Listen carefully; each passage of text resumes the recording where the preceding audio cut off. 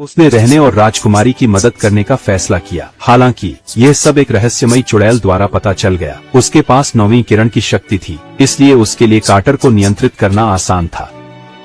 वह दिव्य संदेश वाहक थी जो इस ग्रह पर युद्धों को अकेले ही नियंत्रित कर रही थी। उनके पास शक्तिशाली भ्रम की क्षमताएं थीं। कभी कभी सेनाओं का नेतृत्व करने वाले जनरल बन जाती, कभी कभी भीड़ में बिना ध्यान दिए घूमने वाली बूढ़ी महिलाएं बन जाती। ये लोग हर जगह थे और उनका पृथ्वी पर भी अस्तित्व था। उनकी विशेषता पर्दे के पीछे से सब कुछ नियंत्रित करना था। जब भी किसी ग्रह पर युद्ध होता, वे प्रकट होते और एक गुट के नेता को उन्नत हथियार सौंप देते, पीछे से चुपचाप सहायता करते। जैसे ही कार्टर को कैदी की तरह जेल ले जाया जा रहा था, एक कुत्ते ने बिजली की गति से हमला किया। यह उला था। कार्टर ने जल्दी से प्रतिद्वंद्वी से प्रतीक पत्थर पकड़ लिया और अंतरिक्ष यान में प्रस्थान करने वाला था। उरा ने समझा और आगे बढ़ा, हमला करने के लिए तैयार हो गया। इस शहर में यह कार्टर का पहली बार अंतरिक्ष यान चलाना था। वह अनाड़ी था, लेकिन उरा फिर भी आश्चर्यजनक गति से करीब से पीछा कर रहा था। पीछे के पीछा करने वालों ने पहले ही उसे निशाना बना लिया था। सैनिक को तुरंत गोली मार दी गई। यह पता चला कि दूर से सोल ने यह किया। कार्टर की लैंडिंग उबड़ खाबड़ थी। वह अजीब तरीके से रेत के ढेर में गिर गया। ओला ने अपनी जीभ से उसे कई बार चाटा। तब कार्टर जागा। क्या अच्छा पालतू है। फिर वे अंतरिक्ष यान को थार्क जनजाति के पास मदद के लिए ले गए, लेकिन थार्क जनजाति पहले ही बदल चुकी थी। जनरल ने अपनी शक्ति का दुरुपयोग करके धोखा दिया है। यह सच में एक के बाद एक लहरें हैं। प्रमुख और कार्टर को अखाड़े में फेंक दिया गया। भीड़ जोर जोर से जयकार कर रही थी और कूद रही थी। मंच पर जनरल ने चिल्लाना बंद कर दिया और युद्ध से पहले एक जीवंत भाषण देना शुरू किया। इसी समय कार्टर ने एक अजीब गर्जना सुनी। एक जानवर पिंजरे को तोड़कर तेजी से अखाड़े में प्रवेश कर गया। आज का प्रतिद्वंद्वी आंखों पर पट्टी बांधे सफेद बालों वाला विशाल वानर था। इस जानवर की गंध सूंघने की क्षमता अत्यधिक संवेदनशील थी। कार्टर और प्रमुख के पीछे यह उन पर झपटा। एक जोरदार टक्कर के साथ इसने उन्हें दूर फेंक दिया। मुखिया अखाड़े के किनारे पर गिरे। सोला ने अपने घायल पिता की ओर बेबसी से देखा। सफेद बालों वाला विशालकाय वानर धीरे धीरे गंध का पीछा करते हुए पास आया, लेकिन उसने मुड़कर देखा क्योंकि कार्टर ने अपने पैर में फंसी लोहे की जंजीर से उसे आकर्षित किया। गुस्से में विशालकाय वानर पागलों की तरह दौड़ पड़ा। कार्टर ने विरोधी के विशाल शरीर पर स्थिरता से छलांग लगाई, लेकिन उसके पैर पर लगी जंजीर ने उसकी गतिविधियों को सीमित कर दिया। वह पीछे कूदा और अपनी मूल स्थिति में लौट आया। उसने पत्थर में फंसी लोहे की जंजीर को छुड़ाने के लिए अपनी ताकत का उपयोग करने की कोशिश की, लेकिन ऊब चुके जनरल ने एक और सफेद बालों वाला विशाल वानर छोड़ दिया, जिससे अखाड़े में कुछ परिवर्तन और मजा जुड़ गया।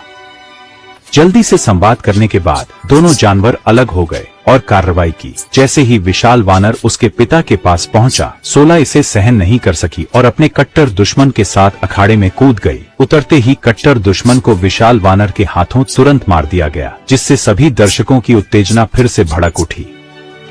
कार्टर ने पहले ही जंजीर का उपयोग करके विशाल वानर को उलझा दिया था। वानर की ताकत से पत्थर आखिरकार ढीला हो गया। फिर एक अंतिम धक्का देकर पत्थर गिर गया। यह देखकर जनरल भी रुचि लेने लगा। कार्टर ने अपने शरीर को घुमाया, गेंद के प्रति मोहित होकर पत्थर की अपकेंद्रीय बल को बाहर की ओर बढ़ाया। जब पत्थर विशाल वानर के सिर से टकराए तो वह शोर के साथ जमीन पर गिर गया, लेकिन दूसरा वानर प्रमुख और सोला की ओर दौड़ा। कार्टर उसके पीछे दौड़ते हुए उला को पुकारा। उनके बीच एकदम सही तालमेल था। इस क्षण जनरल अंततः घबरा गया। स्याही के खून के एक झटके के साथ कार्टर धीरे धीरे बाहर चला गया। दर्शकों ने अपने बहादुर योद्धा के लिए जयकार की और उछल पड़े। गुस्से में जनरल कार्टर को मारना चाहता था। दुर्भाग्यवश स्तर का अंतर बहुत बड़ा था। उसे सिर्फ एक ही चाल में मार दिया गया। फिर कार्टर ने अपने कबीले के लोगों को दुल्हन चुराने के लिए नेतृत्व किया। यह एक रोमांचक दुल्हन अपहरण घटना थी, क्योंकि कार्टर की प्रिय युद्ध की शिकार बनने वाली थी। उस निर्दयी झोडांगा के राजा से शादी करने के लिए जब उन्होंने शक्तिशाली अग्निशक्ति के साथ शहर की दीवारों को तोड़ा, तभी उन्हें एहसास हुआ कि वे गलत जगह पर आ गए थे। शादी शहर में नहीं हो रही थी। फिर कार्टर ने एक अंतरिक्ष यान चलाया और पहले हीलियम की ओर बढ़ा। जल्द ही वह स्थल में घुस गया। थार्क्स तेजी से पीछे पीछे आए और अंदर घुस गए। एक बड़ा युद्ध होने वाला था। दोनों पक्षों के लोग शहर की दीवार के विपरीत किनारों पर पूरी तरह से अंधेरे में खड़े थे। यह दिव्य संदेशवाहक के छिपे हुए हाथ के खिलाफ एक संघर्ष था। उन्होंने नेताओं को स्वतंत्र रूप से लड़ाई में शामिल होने के लिए प्रेरित किया। यह व्यवहार अक्षम्य था। दुर्भाग्यवश वे मायावी और ढूंढने में कठिन थे। कार्टर की तरफ जीतने के बाद भी वे उन्हें समाप्त नहीं कर सके, लेकिन इससे कार्टर और राजकुमारी के पुनर्मिलन पर कोई असर नहीं पड़ा। इस ऊंचे महल के ऊपर, जिसे प्यारे और क्यूट कुत्ते उला ने देखा, कार्टर ने टेलीपोर्टेशन पत्थर और पृथ्वी पर लौटने का विचार छोड़ दिया। उला बहुत खुश लग रहा था। यहाँ कई लोग थे जिन्हें कार्टर छोड़ नहीं सकता था, लेकिन अचानक एक सैनिक ने इस शांति को तोड़ दिया। उसे दिव्य संदेशवाहक द्वारा बदल दिया गया था। कार्टर को आश्चर्य हुआ और उसे वापस पृथ्वी पर भेज दिया गया। यह अप्रयुक्त शरीर स्पष्ट रूप से कठोर था। उसके बगल में खड़े साथी सूखी हड्डियों में बदल चुके थे, समय के बीतने का संकेत देते हुए। कार्टर ने संघर्ष करते हुए अपना हाथ खांचे पर रखा और मंत्र पढ़ा। बिना टेलीपोर्टेशन पत्थर के वह टेलीपोर्ट नहीं कर सकता था। मंगल 225 मिलियन किलोमीटर दूर। कार्टर ने दिव्य संदेशवाहक को याद किया। उसने पृथ्वी की सभ्यता को समझा, टेलीपोर्टेशन पत्थर खोजने के लिए अन्य स्थानों का सुझाव दिया।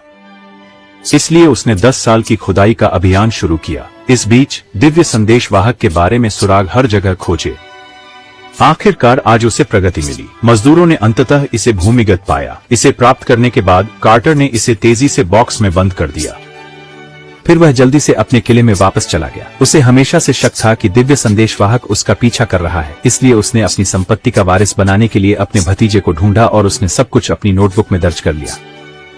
बटलर ने उसे दे दिया। भतीजे ने नोट्स पढ़कर सब कुछ जानने के बाद घबरा गया, क्योंकि उसके चाचा ने वास्तव में उसे अपने शरीर की रक्षा करने के लिए कहा था। उसे तुरंत जांचना पड़ा कि उसके चाचा का शरीर सुरक्षित है या नहीं। वह विशेष आंतरिक उद्घाटन के साथ मकबरे के कक्ष में प्रवेश किया और नोट किए गए तंत्र को सक्रिय किया। यह सब दिव्य संदेशवाहक द्वारा देखा गया। जब दरवाजा खुला तो एक तेज खंजर धीरे धीरे दिखाई दिया, लेकिन कब्र कक्ष खाली था। एक गोली की आवाज के साथ दिव्य संदेशवाहक गिर गया। अंकल कार्टर भी उसके पास दिखाई दिए। यह सब उसकी योजना का हिस्सा था। उसे टेलीपोर्टेशन पत्थर नहीं मिला। उद्देश्य था दिव्य संदेशवाहक को लुभाना, जिसने व्यक्तिगत रूप से टेलीपोर्टेशन पत्थर दिया। यह वास्तव में एक चतुर योजना थी और उसका भतीजा अब एक सच्चा मकबरा रक्षक बन गया है। अब कार्टर के घर जाने का समय था।